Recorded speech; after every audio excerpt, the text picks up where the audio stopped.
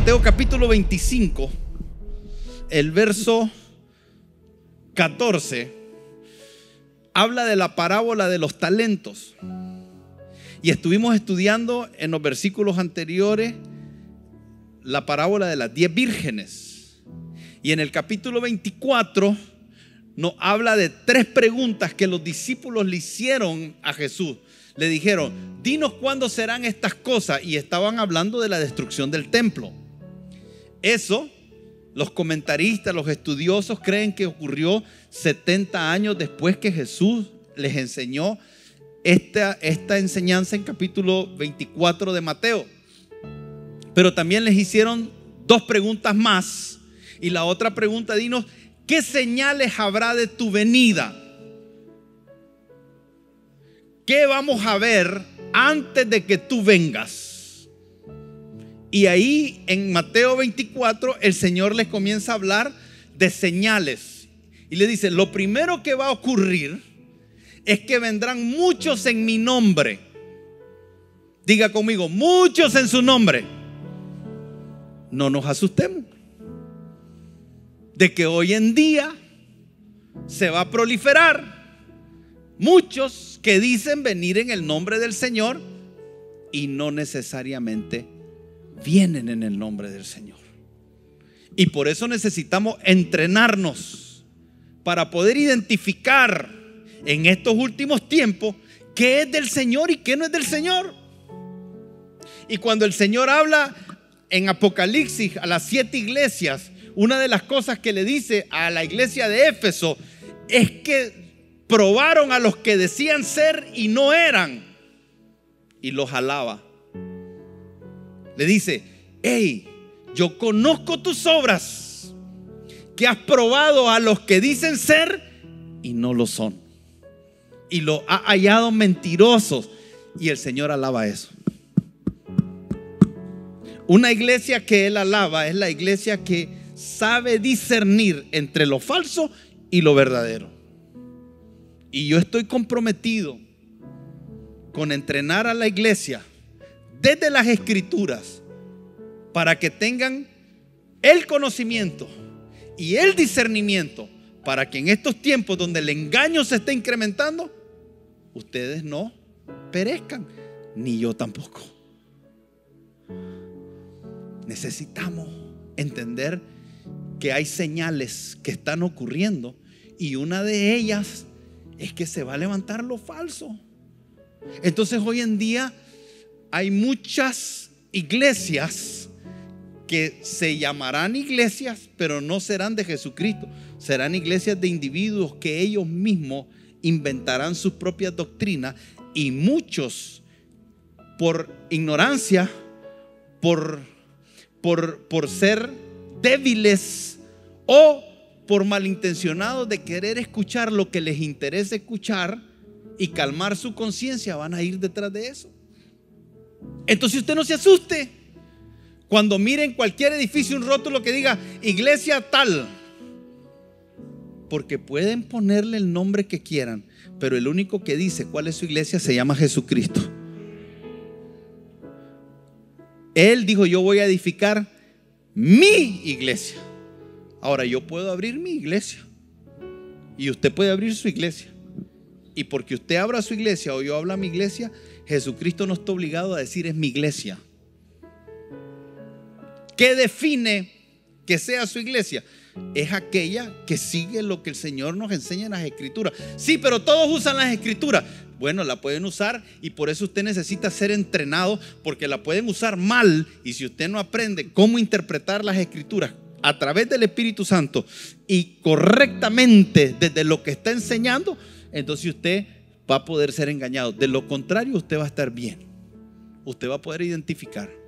Usted va a oír y usted va a decir: eso no me cuadra, eso no me parece. El Espíritu Santo te va a dar testimonio, y las Escrituras te van a dar testimonio de Él. Amén. Porque la única forma de identificar y entender lo que está aconteciendo es a través de las Escrituras. Y si la iglesia no está entendiendo la importancia de lo que Jesús estaba enseñando aquí en Mateo 24 y 25, ¿qué era lo que Jesús estaba queriendo? Era que estuviésemos preparados. que reconociéramos las señales con anticipación para que esos tiempos no nos agarren sin entendimiento y produzcan confusión. Y hay que entenderlo, la maldad se está multiplicando, hay un incremento en la persecución.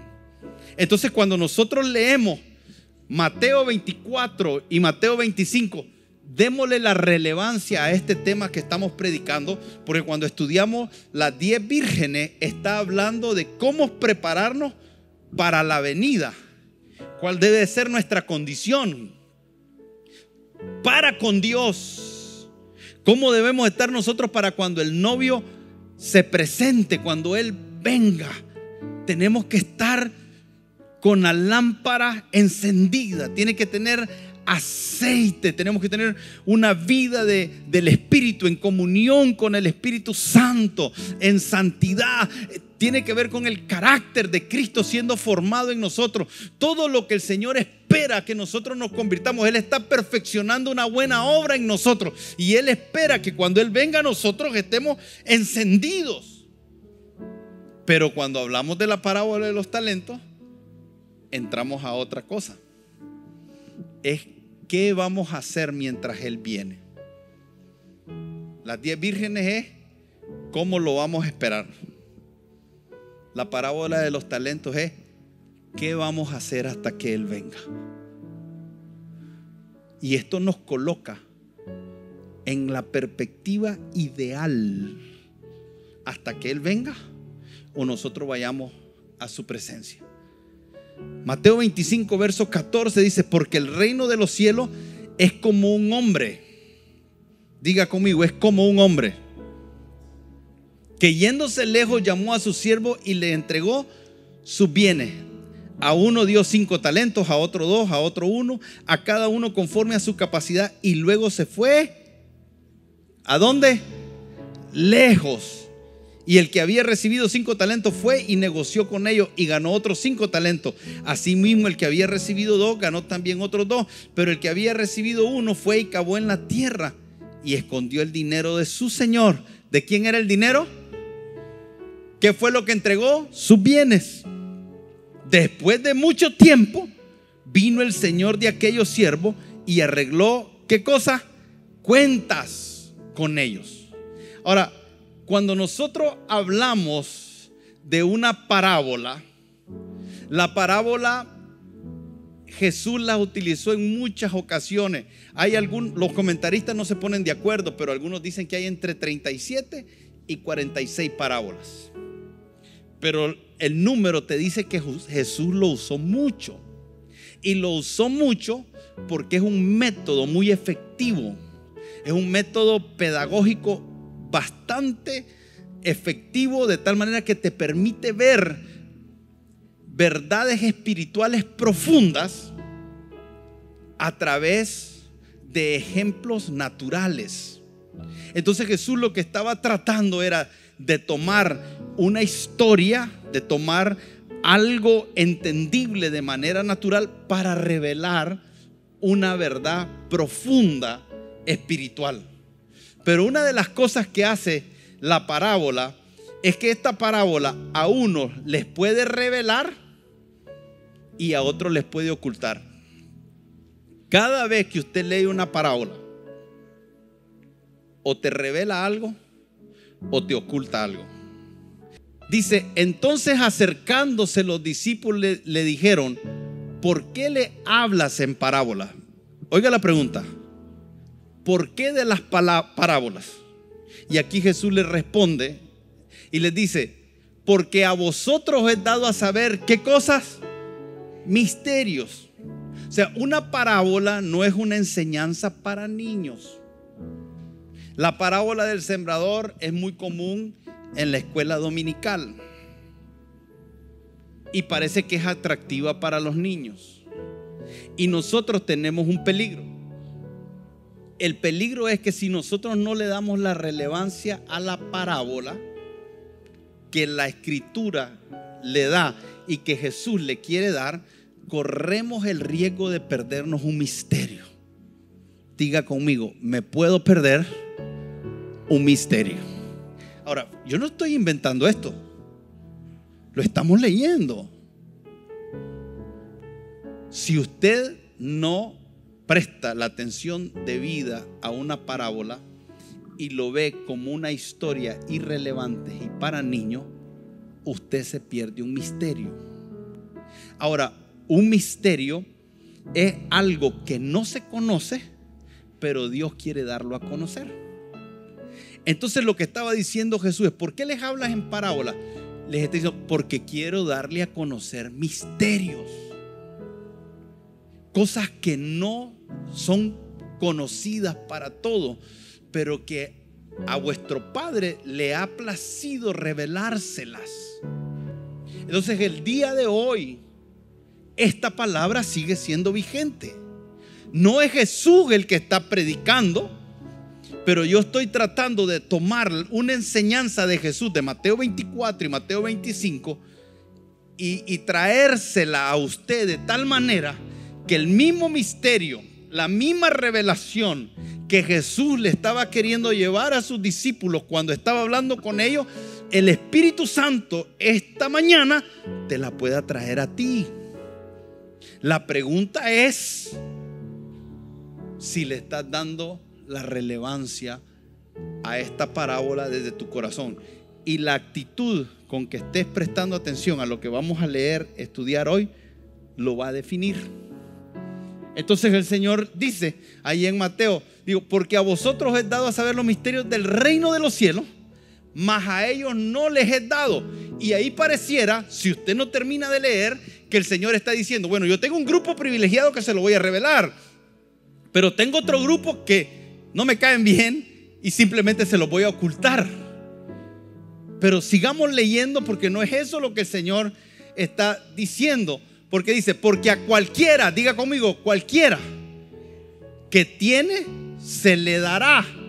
O sea, el que tiene es el que de alguna forma tomó algo y lo preserva, lo retiene.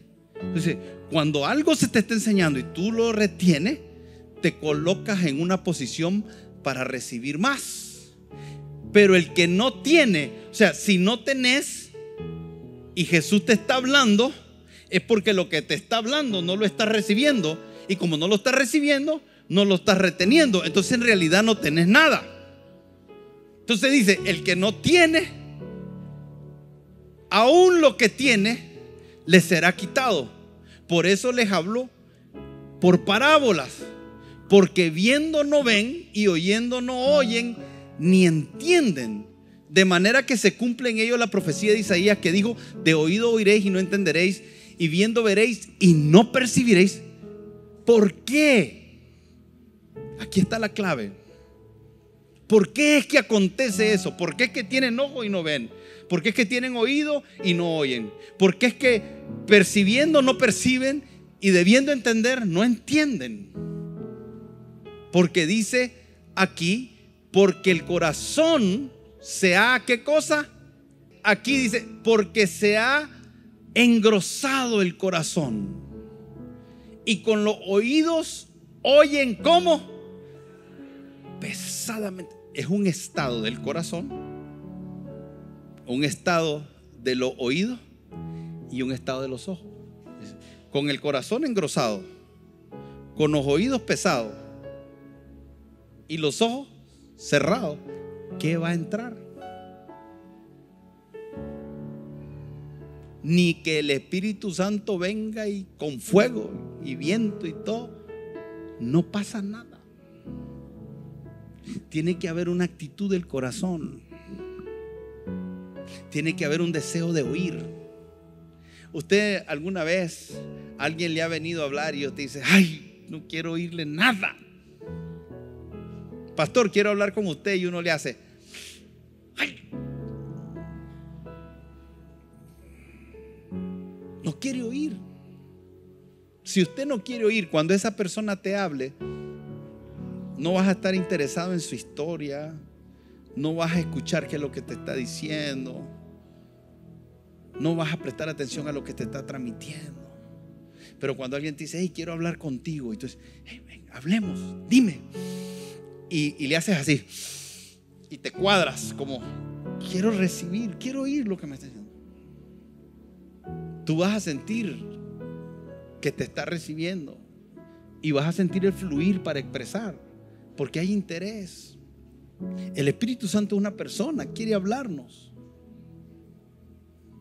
Y Él sabe cómo está nuestro corazón, si está receptivo o no. Él sabe cómo están nuestros oídos, si están receptivos o no. Él sabe cómo están nuestros oídos, nuestros ojos. En realidad, hermanos, aquí, aunque nadie te esté viendo, el Espíritu Santo está aquí y nosotros deberíamos de tener esa dinámica. Padre, prepara mi corazón, Señor, háblame.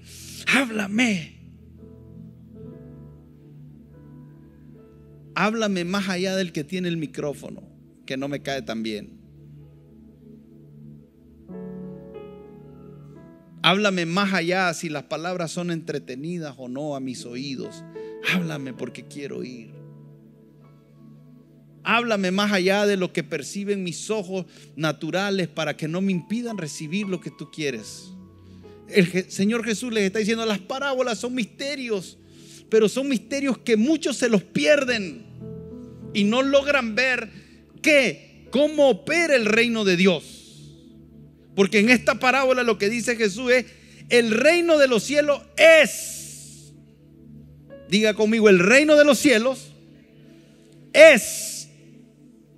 O sea, esto es como es el reino de los cielos. No lo deja duda. El reino de los cielos se va a parecer a esto. El reino de los cielos es, y si lo ilustráramos, es así: es como un hombre. Y dice: es como un hombre que, yéndose lejos, llamó a sus siervos y les entregó sus bienes. En otras palabras, él se va a ir lejos y llama a su siervo: Johnson, corre, vení, siervo del Dios Altísimo. Y como él se va a ir, le entregó sus bienes y se fue.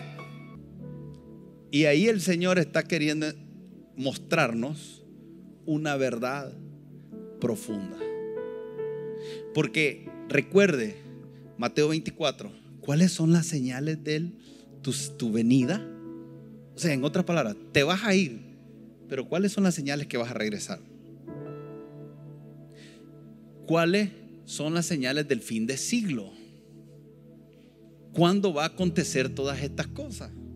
Jesús está respondiendo acerca de que Él se va a ir. Lo dijo en Mateo 24. La pregunta en Mateo 24 fue: ¿cuáles son las señales de tu venida? Y Él procede, después de Mateo 24, en el 25, a hablar de la parábola de las 10 vírgenes. Y Él está en la misma pregunta y ahora la está respondiendo con la parábola de los talentos.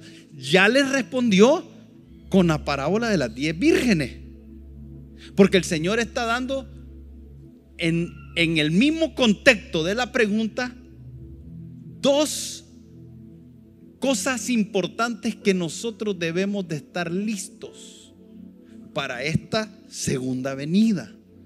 Les dio las señales, pero ¿de qué les sirve a ustedes saber las señales si no están listos? ¿De qué les sirve a usted y a mí saber las señales si cuando Él venga nosotros nos vamos a perder? O sea, la idea no es conocer las señales. A veces la gente está más preocupada de las señales.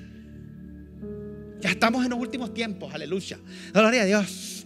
Las cosas están, qué barbaridad lo que está pasando, es una aberración lo que está sucediendo, aleluya. Satanás salió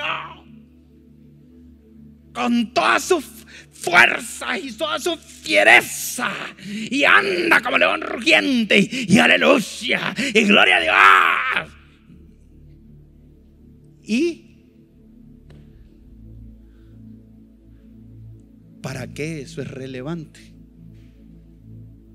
Jesús dice, la pregunta es sí y solamente sí relevante si entienden la parábola de las 10 vírgenes y la parábola de los talentos.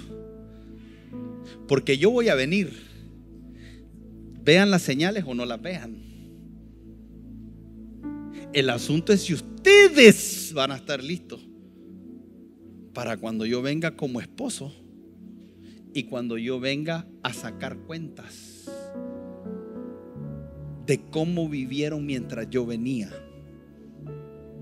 Y ahí, hermano, es donde esta parábola tiene que revelársenos. Y si usted no tiene el corazón, usted la va a oír. Pero como decía mi abuela, ni fa ni fu. Cada vez que yo digo, decía mi abuela, aquí tengo a mi tía, que es la hija de mi abuela, y siempre le hace. Yo no me acuerdo que mi mamá dijera eso.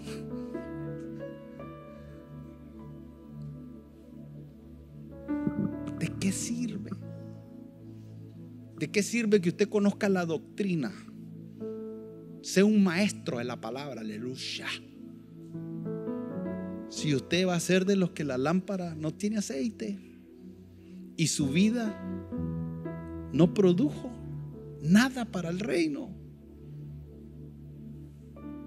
Por eso es que es interesante que la visión que yo tengo antes de comenzar el servicio es desde un estadio lleno de un montón de gente que va a hacer barra, pero no va a poder entregar buenas cuentas de lo que hizo.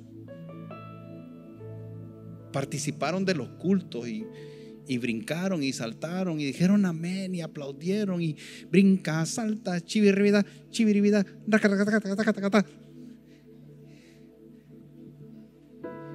me preocupa. No se trata de eso, es mucho más que eso. Entonces el Señor cuenta esta historia para que usted y yo veamos la película. ¿Cuánto quisiera yo poder hacer películas y agarrar esto y plasmarlo como lo hace Hollywood? Y ahora están sacando tantas películas que están jugando con las emociones de la iglesia. Y si la iglesia no está sentada en la palabra, sus emociones los van a engañar.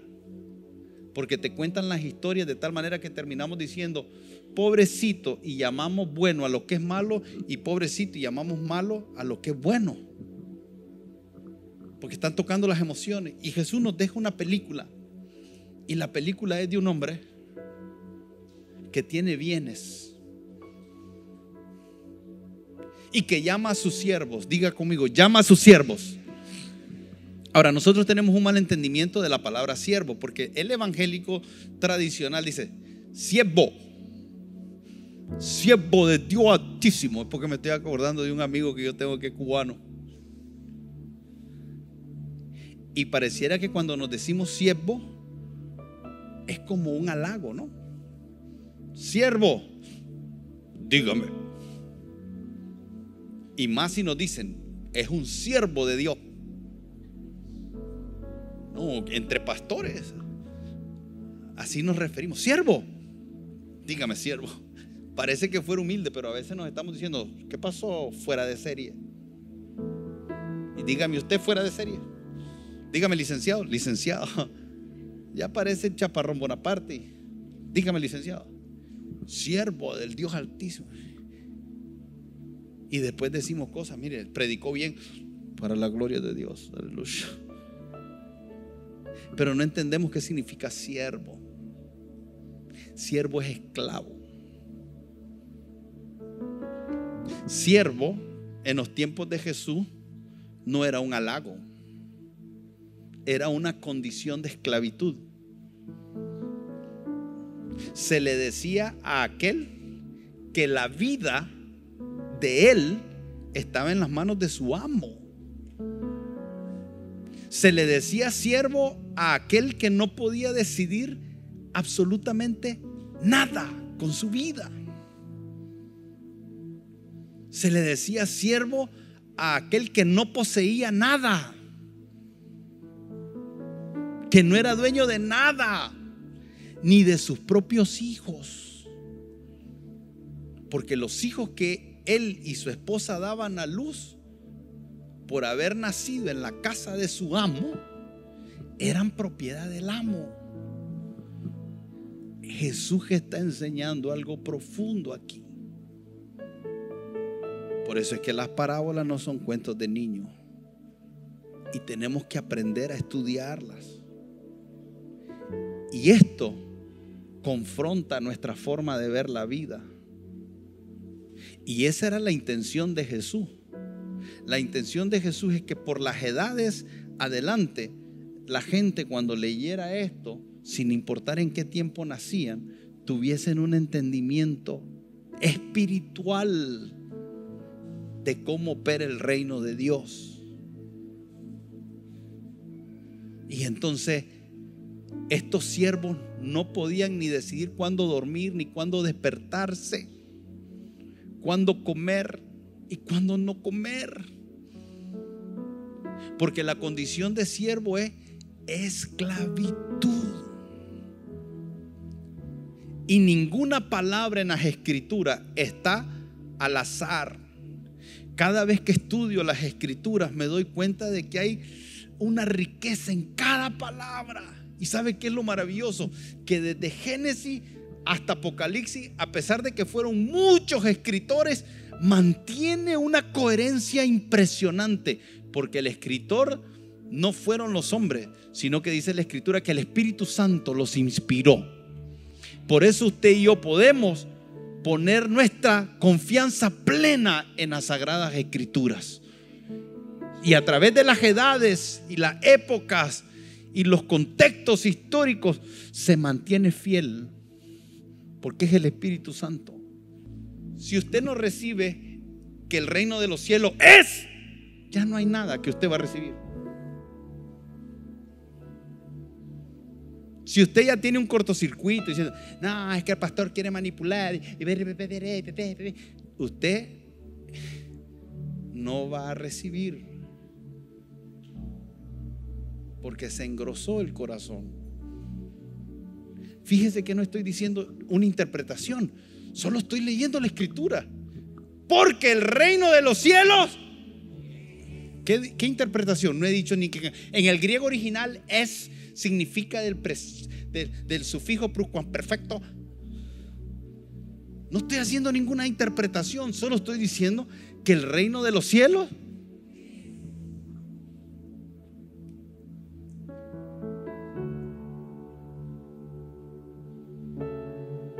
¿por qué nos enredamos?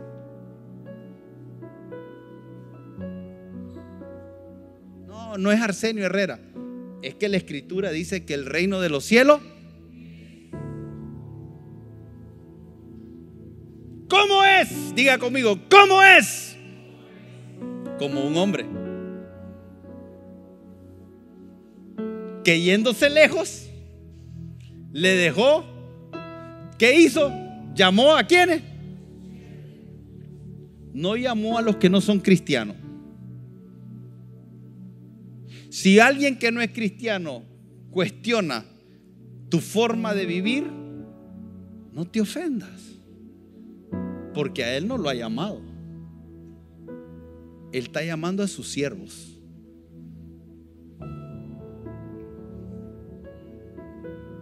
Esta parábola es para sus siervos, no es para los pastores, ni los evangelistas, ni los profetas. Es para sus. ¿Cuántos siervos de Dios Altísimo hay aquí? Levante su mano. Lo voy a volver a preguntar. ¿Cuántos siervos de Dios hay aquí? Siervos significa esclavo, pero no de mi persona, de Cristo. Esclavos de Cristo. ¿Y quiere que le diga?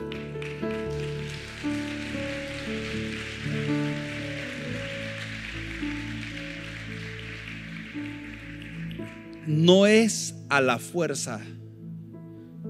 Somos esclavos voluntarios, porque a mí nadie me está obligando. Yo decido ser esclavo de Cristo. Y en esta iglesia no obligamos a nadie a hacer nada, no manipulamos a nadie a hacer nada, no distorsionamos las cosas para hacer que usted haga algo. Usted decide.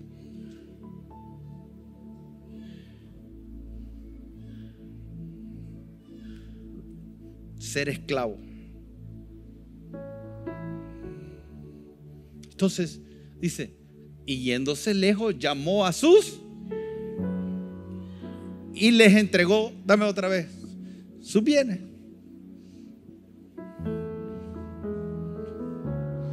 Ahora déjeme contarlo un poquito diferente, porque dice que yéndose lejos, lo voy a contar al revés. Y llamando a su siervo, le entregó sus bienes y se fue lejos. Así es el reino de los cielos. ¿Y ahora qué hago con eso?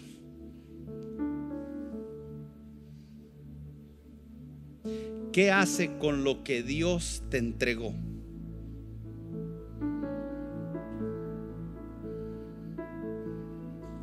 Esa es la esencia de esta parábola. La esencia de esta parábola es qué usted va a hacer mientras Él está lejos con su vida. Porque un día, ese que se fue lejos, nos dice ahí en Mateo, que ese que se fue lejos, un día vino, después de mucho tiempo, dice el versículo 19. Después de mucho tiempo vino el Señor. ¿De quiénes? De aquellos. ¿A qué vino? ¿A qué vino?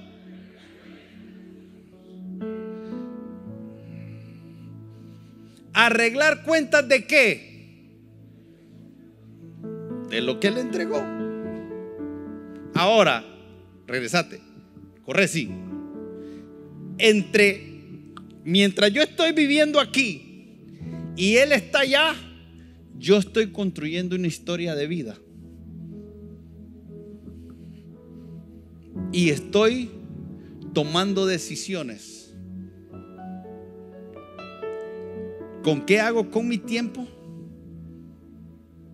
¿Qué hago con mis dones? ¿Qué hago con mis talentos naturales? ¿Qué hago con mis recursos financieros? ¿Qué hago con mi familia? ¿Con mi matrimonio? ¿Con mis hijos? ¿Qué hago con la obra del ministerio que el Señor me entregó? ¿Qué hago con todo? Estoy tomando decisiones. ¿Por qué es relevante esta parábola? Porque pareciera que nosotros olvidamos que un día vamos a estar frente a Él. Y hermanos, lo menos que yo quiero es sembrar temor hoy, como miedo, como fobia, pero sí el temor de Dios, que a veces pareciera que nos falta, y que el día a día de la vida nos envuelve y nos hace perder la perspectiva, y pareciera ser que nunca le vamos a entregar cuenta a nadie. Y algunos vivimos como que no le entregamos cuenta a nadie. Algunos no le entregamos cuenta a nadie en esta tierra. Somos nuestra propia autoridad. Hacemos lo que nos da la gana. No hay nadie quien pueda hablar a nuestra vida. Y eso es peligroso.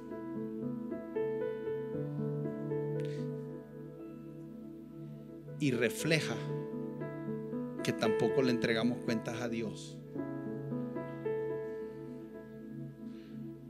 Esto es de analizar. Es de analizar ayer, es de analizar hoy, es de analizar mañana.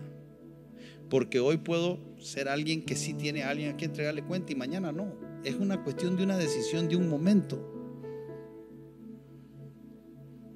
Hoy puedo estar diciendo yo escucho a alguien y mañana decir no escucho a nadie. Es una decisión. Y es muy difícil, porque a veces queremos decir que escuchamos a Dios y no escuchamos a nadie más, y no funciona así.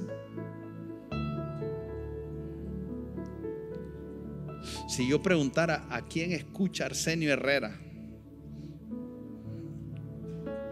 ¿tiene alguien que le hable a su vida? Esa es una respuesta muy importante.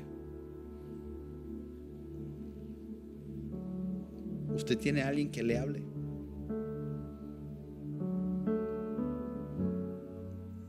Que usted le dé el suficiente peso. No estoy hablando de alguien que te gobierne, ni que te señoree, ni que sea un dictador, ni tome las decisiones por ti. No, yo estoy hablando, hay alguien al que tú puedas escuchar.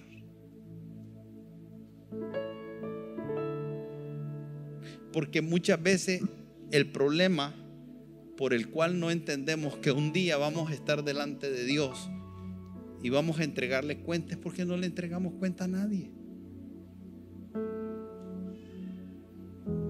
No está en nuestro ADN, no lo tenemos incorporado,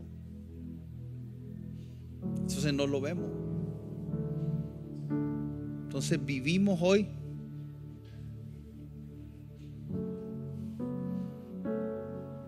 como que si un día vamos a poderle decir al Señor: hacete a un lado que yo dirijo mi vida. Ese día va a ser un tope, hermano. De ese día nadie se escapa. Una vez más, no es temor, miedo a castigo, es revelación y entendimiento lo que queremos. Porque el miedo no es de Dios. Si yo lo que estoy queriendo es transmitir miedo, estoy mal. Lo que yo quiero es que usted entienda que el reino de los cielos es de esta manera. Cuando usted es puesto en esta tierra, a usted se le entrega bienes, talentos, habilidades, hijos, negocio, todo. La Biblia dice en el Salmo 24, verso 1, que de Jehová es la tierra y su plenitud. Diga conmigo: de Dios es la tierra y su plenitud. Y un día los que están creyendo que son dueños de la tierra se van a dar cuenta que no son dueños, porque les va a venir una orden de desalojo. Y Dios va a reclamar lo que es de Él y va a tomar lo que es de Él. Y eso va a ocurrir cuando Cristo venga, porque de Él es la tierra y su plenitud, el mundo y los que en Él, y eso lo incluye a usted y a mí. Si de Él es todo, ¿qué es nuestro? Entonces lo que está diciendo el Señor es, aquí es primero, número uno, es un principio de mayordomía. El reino de Dios se necesita entender desde la mayordomía. ¿Qué significa mayordomía? Mayordomía es precisamente lo que Jesús está enseñando.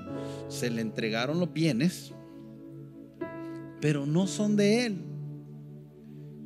Usted sabe lo que es entender para mí que mis hijas no son mías, son prestadas.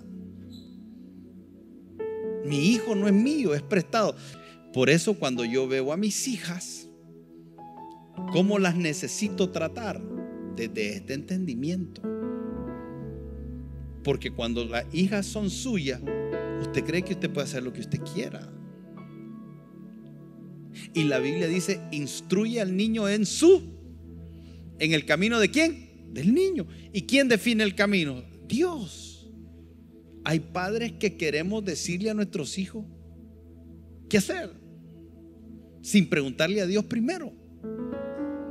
Entonces no entiendo mayordomía y estoy queriendo construir en mi familia mi voluntad y no entiendo mayordomía.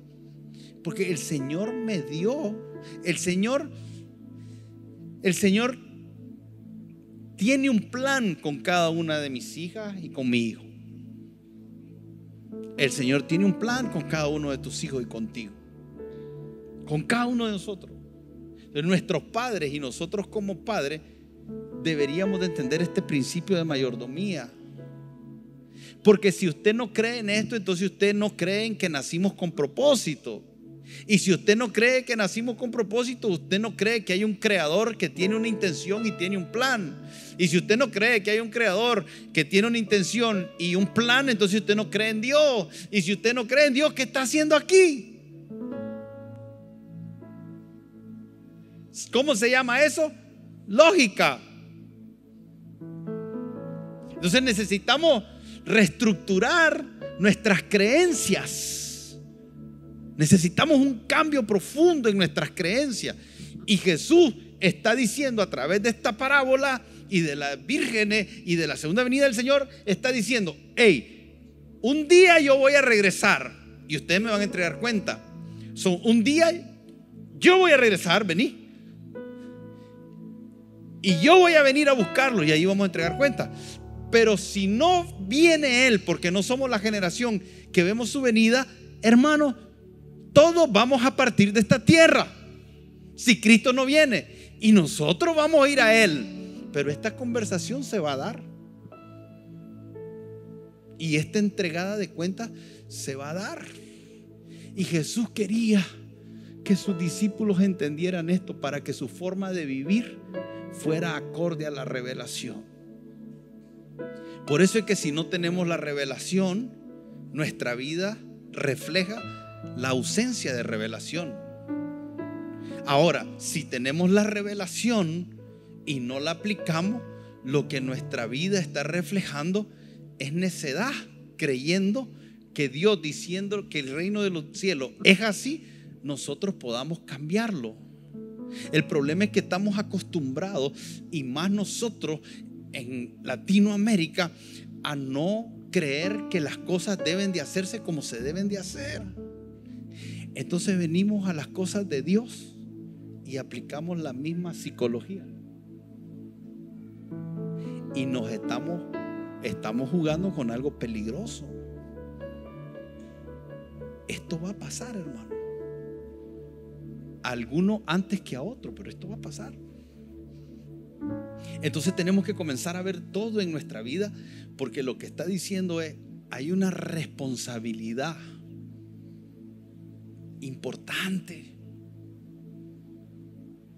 en todo lo que hacemos, de tal manera que debe de haber un esfuerzo por preguntarle al dueño qué es lo que quiere hacer. Eso significa que nosotros nos despojemos,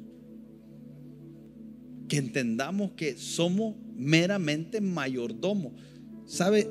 Hasta de nuestro cuerpo. Hasta mi cuerpo, yo necesito entender que soy mayordomo de él, porque el cuerpo es para que seamos templo del Espíritu Santo. Entonces mi cuerpo no es mío. Por eso esa frase que dice: mi cuerpo es mío, puedo desechar la vida que yo quiera, solo está reflejando una falta de entendimiento. Esto nos va a ayudar a vivir. Y hay principios aquí que son muy trascendentales en este sentido de entender lo que es mayordomía. El mayordomo no es dueño, sino solo el depositario de los bienes de alguien más. Estos bienes deben usarse según la dirección del amo o dueño. ¿Qué cosa más fuerte esto, hermano? ¿Qué cosa más fuerte si yo te dijera que tu tiempo no lo puedes utilizar como tú quieres porque tú no eres el dueño? Dios nos dio un tiempo prudencial en esta tierra para cumplir un propósito. Amén. O sea, el día de nuestra muerte ya está escrito. Ahora usted puede agarrar una pistola y suicidarse, y usted lo que dispuso de algo que no era suyo, y por eso el suicidio es un pecado, porque me quito mi vida. piense en los conceptos del mundo. El mundo habla de mi vida, mi cuerpo, mi vientre, mis hijos, mi negocio, mi trabajo, mi educación. O sea, todo es mío. Ahora, yo puedo entender al mundo, mi iglesia, mi ministerio. Necesitamos cambiar la forma de hablar.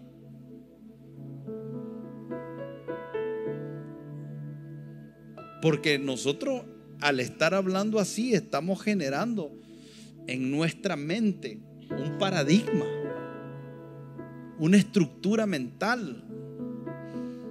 Estamos generando un pensamiento nuclear, una creencia, y después operamos desde ahí. Y necesitamos cambiar eso, porque lo que está diciendo la Escritura es: mía es la tierra, mía es el mundo, mío es las personas en que en él habita, mío. O sea, pareciera que el único que tiene derecho a decir mío es Dios. No pareciera, es así. Y para nosotros los creyentes, cuando Él nos llama siervo, todo es tuyo. Pero el Señor nos dice, y esto es lo lindo de Dios, que cuando nosotros decimos todo es tuyo, Él viene y nos entrega sus bienes. Todo es de Él y Él me los entrega.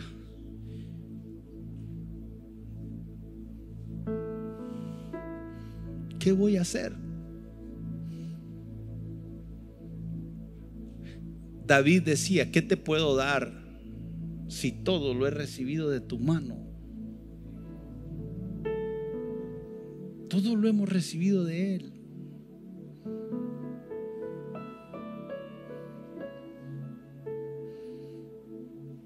En lo que sea que haces y que trabajas, entiende la parábola. Jesús enseñando a través de una historia una verdad espiritual. Dios es el dueño de todo. Y usted va a leer esto en Génesis. Él es el creador de la tierra. Él creó todas las cosas y puso al hombre en el huerto para que lo labrase, para que llevase a cabo una asignación. Y le dijo: multiplícate, fructifica, señorea, sojuzga, llena la tierra. Esa es mi asignación. Pero también le dijo: de ese árbol no vas a comer porque es mío, de todos los otros te dejo comer, pero de ese no quiero. Y Él es Dios. ¿Acaso no puede decidir Él decir: no quiero que coman de ese árbol? El mundo cuestiona hasta esta historia: ¿por qué Dios no le dejó comer de ese árbol? ¿Y qué tanta cosa era ese árbol? Él es Dios y es de Él, punto. A veces nos ponemos como cuando Dios le dijo a Job: Job, ¿dónde estabas tú cuando yo creé? O sea, me estás cuestionando. ¿Y dónde estabas? Tenemos la tendencia a cuestionar a Dios y creer que ¿qué sabemos nosotros? Si a Jesús le dijeron: enséñanos cosas celestiales, y Jesús les dijo: no entienden lo de aquí, ¿qué van a entender lo de allá?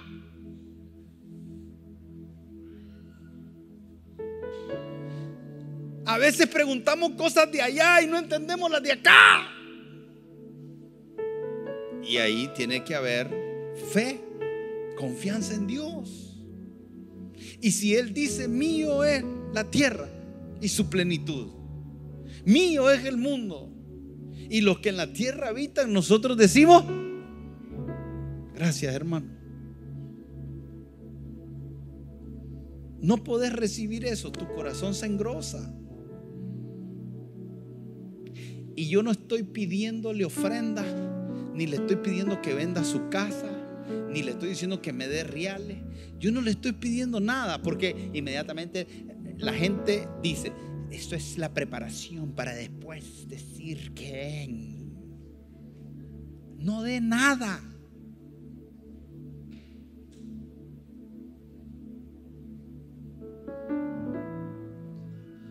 De Osana pueden hablar muchas cosas, pero solo los que nunca han estado aquí pueden decir como que aquí andamos detrás del dinero de la gente, porque los que están aquí saben que eso no es así. No dé nada, no haga nada.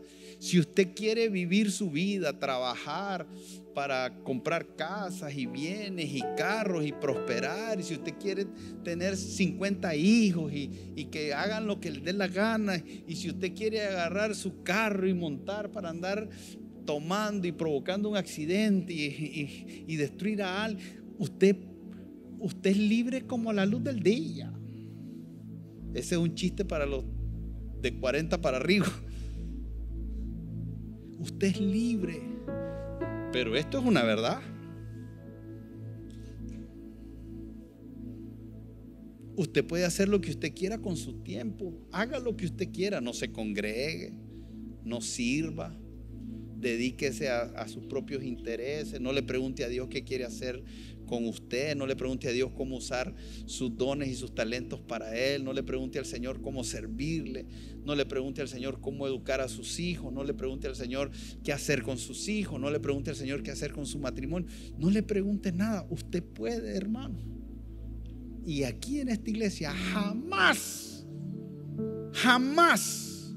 vamos a ponernos en una posición de presionarte y obligar a hacer algo, porque lo único que nos compete aquí a nosotros es dar el consejo, y ahí se acabó. Pero le digo algo: usted puede decidir cómo vivir y en qué creer, a quién creerle. Pero desde mi fe de que usted y yo vamos a comparecer delante de Él, vamos a comparecer delante de Él.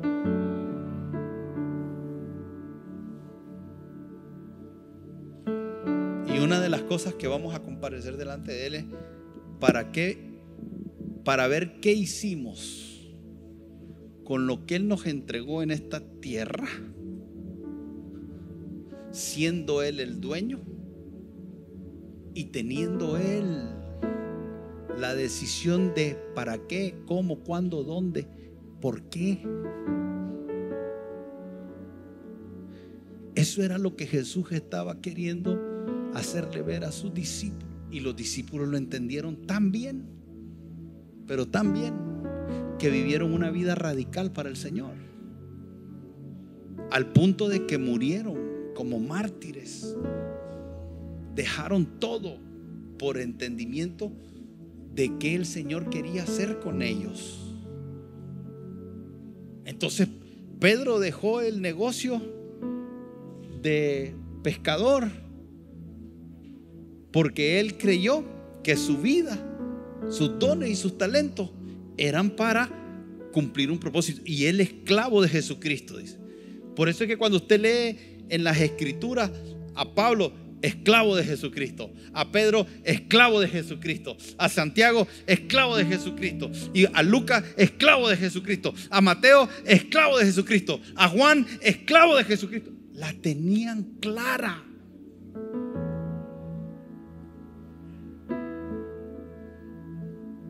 Siervo, siervo, siervo, siervo, sean siervos.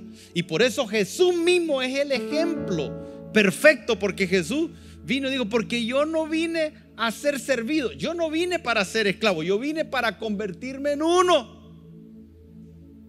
¿Esclavo de quién? De mi Padre. ¿Por qué? Porque yo estoy aquí para hacer la voluntad de mi Padre. Entonces lo querían empujar los hermanos. Le digo: ve, desciende. Y digo: no es mi tiempo. ¿Por qué? Porque él entendía que su tiempo no era su tiempo. Por eso cuando María le dice: mira, se acabó el vino, ¿qué tienes conmigo, mujer? Todavía no es mi tiempo. Porque el tiempo no era de él ni de la mamá. Porque él entendía que habían cosas que él debía de hacer en el tiempo Y él era mayordomo de su tiempo. Y tenía que ir a la cruz en el tiempo. Y tenía que ir a ver a Lázaro en el tiempo. Y tenía que hablar lo que Dios le había dicho que hablara. Porque él no tenía su propia opinión, sino que él hablaba lo que había oído al Padre hablar. Y hacía las obras del Padre. Y decía: mi Padre hasta ahora trabajo, yo también trabajo. Mi comida y mi bebida es hacer la voluntad de mí. ¿Sabe esto? ¿Sabe cómo usted y yo deberíamos de interpretar cuando Jesús dice: mi comida y mi bebida es hacer la voluntad del Padre? El día que usted deja de hacer la voluntad del Padre, usted ya está muerto, y yo también. Podemos seguir respirando y consumiendo aire, pero ya estamos muertos. Porque la razón por la que estamos aquí es para hacer la voluntad del Padre.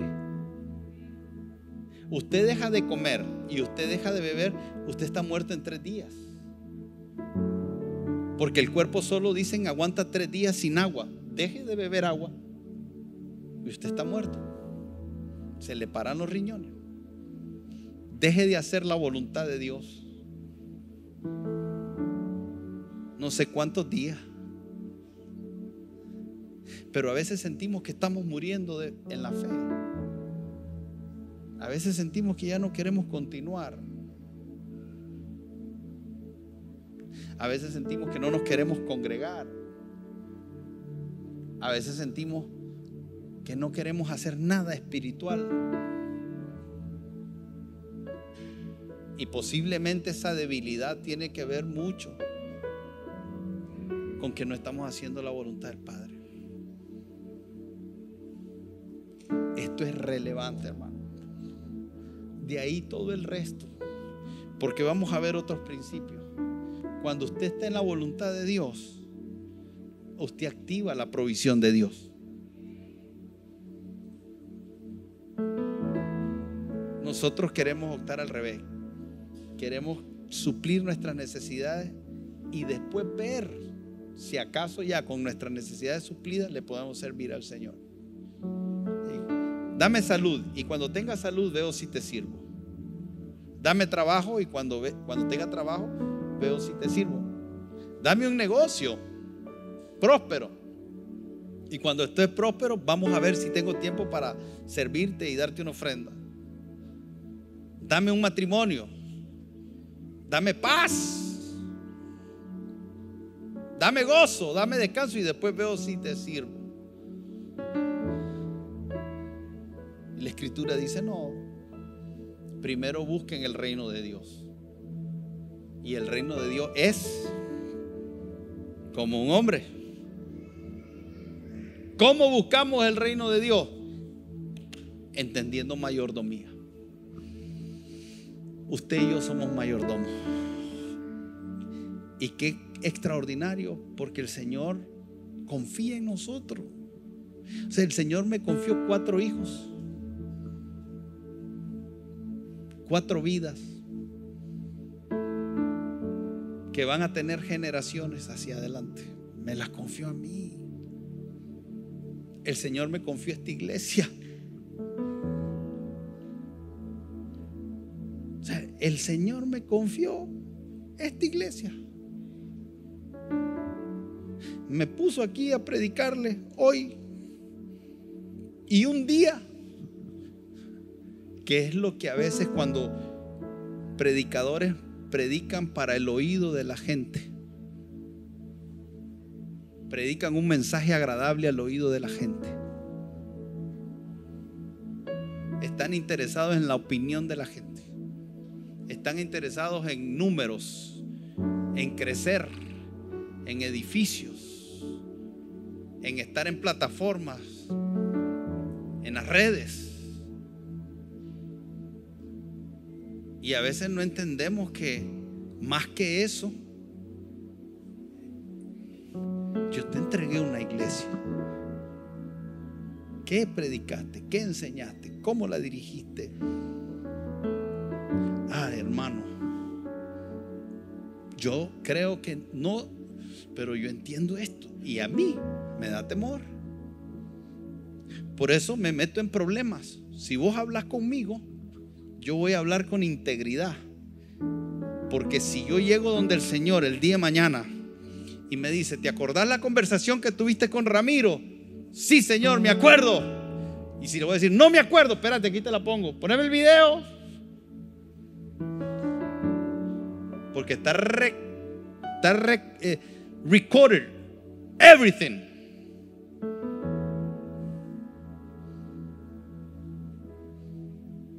Está en la computadora hoy usted.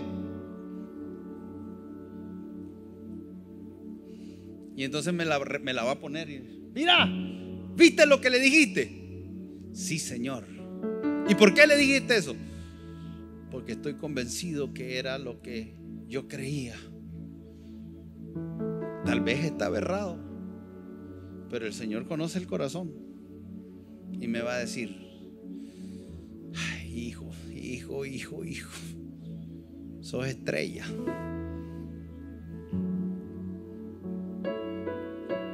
Pero bueno, yo sé, estaba versión Nica, andabas por los aguacates, hijo. Pero sí es cierto, yo sé que creías que estabas bien. Hiciste mal, pero por lo menos lo hiciste creyendo que era lo correcto. Pero cuando sabemos lo que es lo correcto y hacemos lo que sabemos que no debemos de hacer, eso es otra cosa. Este entendimiento va a llevarte a manejar los asuntos de tu familia, los asuntos de tu trabajo, los asuntos profesionales, los asuntos financieros, los asuntos con amistades. Todo lo vamos a manejar diferente, porque un día vamos a hablar con Él y le vamos a entregar cuenta de todo, de cada palabra, dice la Escritura, que salió de nuestra boca. Entonces no es tan importante su opinión acerca de mí. Lo importante es la opinión de Él acerca de mí. Y cuando entendemos esto, las presiones de la gente quedan a un lado. Solo queremos saber qué es lo que Él piensa. Y si por hacer lo que Él piensa todo el mundo nos va a odiar y creemos que eso es, hagamos lo que haya que hacer y paguemos el precio. Porque Cristo murió en una cruz por eso. Porque Él quería la aprobación del Padre, no la de los fariseos. Él quería la aprobación del Padre, no la de su familia ni la de sus hermanos. Él quería la aprobación del Padre. Esto nos pone en la plataforma correcta.